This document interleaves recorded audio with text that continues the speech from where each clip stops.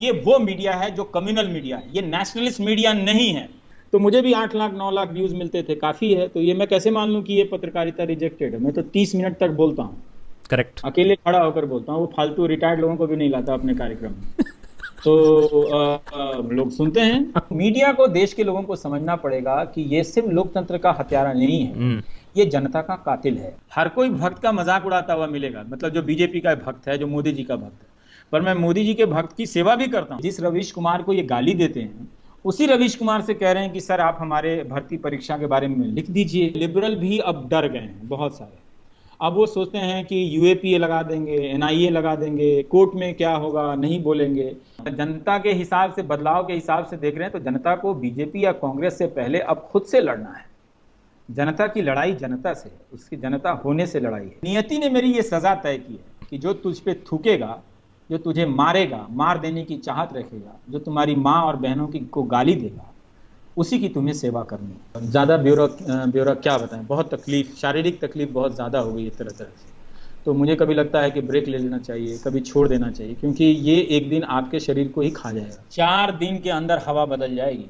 अगर मीडिया बुनियादी काम करने लगे ना, तो जो नेता आपको लोकप्रिय नज़र आ रहे हैं ना, 4 दिन के अंदर हवा बदल जाएगी। और ये हवा बदलने का मेरा मतलब किसी को हराने जिताने से नहीं है। मैं जानता हूं कि उससे कोई खास रिजल्ट नहीं मिलता है। मेरा सिर्फ इससे मतलब है कि जनता अपनी जगह पर खड़ी होकर जनता बनी रहे। और ये वो मीडिया है जो कम्युनल मीडिया है, ये नेशनलिस्ट मीडिया नहीं है। मैंने आपको उदाहरण दिया ना कि धर्म के दरवाजे पर, ईश्वर के दरवाजे पर सिर्फ पुण्यात्मा खड़ा नहीं होता, वो पापी भी खड़ा होता है जो कहीं से घूस कमाया है, अभी उसका ट्रांसफर पोस्टिंग गलत हो गई है, फिर से चाहता है, वो भी वहां पर खड़ा होता है। तो इसलिए ये तबलीगी का ये जो पूरा बहाना बनाया गया था, ये उस वक्त कई लोग कहते थे कि ये पीक है। अब आप देखिए पूरी जनता कम्युनल हो गई है, नाराज हो गई है। सब्जी वाले, गरीब मुसलमान सब्जी वाले से आप उस पर मेरे ही सामने हंसने लगे और उस पर लोग उससे सब्जी नहीं खरीदे तो रोने लगा। कहा कि मुझसे आप पपीता खरीद रहे हैं तो मेरे से भी खरीद लीजिए। मैं क्यों, बगल में था, बोला सर हमसे कोई नहीं खरीदता है पपीता, कहता है मुसलमान। उसको सजा दी गई जो 5 रुपए 10 रुपए कमाता। शर्म नहीं आती है? ये मीडिया, लेकिन ये उसकी सफलता है एक तरह से कि समाज को जहरीला बना सकता है, कम्युनल बना सकता है। हाईकोर्ट में ये आवाज आई है, बहुत अच्छी बात, लेकिन क्या वो मीडिया इस पर चर्चा करेगा? नहीं करेगा। जनता को मालूम ही नहीं। क्या उस तरह के हिंदी अखबारों में ये खबर विस्तार से चर्चा चलेगी कि हमने आपको गलती से तबलीग जमात को लेकर इस तरह से आपको पूरा प्रोपेगेंडा फैलाया, आपके बच्चों के दिमाग में जहर भरा और आप अपने ही देश के नागरिकों के बारे में इस तरह से सोचने लगे? क्या कोई प्रायश्चित कर रहा है? कोई नहीं कर रहा है। वो भी नहीं कर रहा है जो आईटी सेल की चपेट में आकर शेयर कर रहे थे कि अरे हाँ इस केस को देखना चाहिए। तो वही मैं कह रहा हूं कि आपके भीतर की रेफरेंशियलिटी चेंज कर दी गई है। अब आपके भीतर का कोड बदल दिया गया है। आप फेसबुक में या ट्विटर में सिर्फ एल्गोरिदम नहीं होता है आकाश, लोगों के भीतर भी एल्गोरिदम का एक तरह से पैमाना बना दिया गया है और उसी के कोड के हिसाब से रिएक्ट करते हैं। ये मैं सिर्फ आईटी सेल या बीजेपी समर्थकों की बात नहीं कर रहा हूं। जो गैर बीजेपी समर्थक हैं वो भी अगर आप नरेंद्र मोदी की अनावश्यक टिप्पणी कर दें उस पर तो हजारों लाइक करने आ जाते हैं। लेकिन आप एक सुचिंतित लेख लिख दें उसकी उनकी किसी नीति की आलोचना में, तो वो उनसे भी नहीं पढ़ा जाता। तो दोनों तरफ वही हाल है। तो इस तरह से मुझे नहीं लगता, लेकिन ये बड़ा खतरनाक खेल खेला गया था और ये पहली बार मीडिया ने नहीं खेला है। इस तरह के हजारों खेल खेले। आप कैराना भूल गए? किस तरह से कैराना को कश्मीर बताया जाता था? आप भूल गए उसको? कितनी ऐसी घटनाओं को मीडिया ने कम्युनलाइज किया और समाज को एक तरफा लेता चला गया और एक हिस्से को ये लोग वो लोग कह के बोलना देखना सिखा दिया है। तो मुझे नहीं लगता कि यहाँ से कोई लौटने वाला है। बस मैं यही प्रार्थना करता हूँ कि इन लोगों के घरों में नौकरियां आए और अर्थव्यवस्था अच्छी चले, जिससे ये और खुश रहें और 10 घंटा वो बैठ के अपने आप को जहरीला बनाते रहें।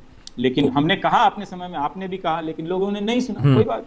तो एक बहुत ही प्रतिष्ठित एंकर हैं, उन्होंने हमें बहुत सालों पहले एक चीज़ बताई थी कि लोगों को थोड़ा सा मनोरंजन पसंद होता है, थोड़ा सा चिखम चिल्ला पसंद होता है। ये बड़े फालतू किस्म के एंकर होंगे जिन्होंने ये बात आपको बताई। तो जो लोग टीवी में काम करते हैं, इसका मतलब ये नहीं कि वो टीवी को समझते ही हैं। करेक्ट। हाँ, आगे बढ़िए जी। तो उन लोग का और बहुत सारे और लोगों का ये भी कहना है कि हाँ ठीक है, हम भी कुछ सब्सटैंशियल देखना चाहते हैं, लेकिन हमें बहुत सारे जो चैनल हैं, ये एनडीटीवी है, थोड़ा बोरिंग लगता है, उनको मसाला चाहिए। तो उनको क्या बोलेंगे आपकी जो सीरियस जर्नलिज्म है उसको देखने वाले लोग कम हो गए हैं क्या? उनको ज़्यादा मसाला चाहिए बाय नेचर, चाहे वो अच्छा भी काम हो तो उनको भी मसाले के साथ अच्छा चाहिए काम।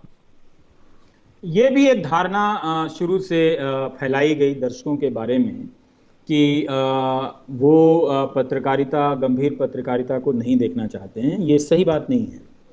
अगर आप मैं टीआरपी को मैं मानता नहीं हूँ, लेकिन 20,000 घरों में आपको पता है ना कि जब कोई चैनल नंबर 1 हो तो कभी बार्क से पूछिएगा कि कितने मीटर घरों में एक्चुअल कितने मीटर घरों से ये डेटा आपको मिला है।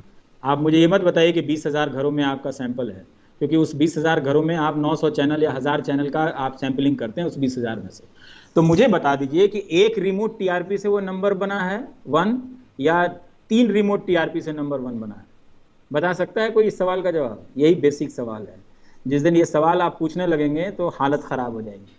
ये बहुत लोगों को मालूम नहीं है कि कभी कभी एक शो की वजह से चैनल नंबर 1 और नंबर 3 हो जाता है। एक शो नहीं बोला मैंने बोला एक रिमोट टीआरपी जिन घरों में होती है उसको समझिए। एक आपको रिमोट दिया जाता है इस तरह से, जिस तरह से ये एसी का रिमोट होता है ना, इसमें कोड होता है।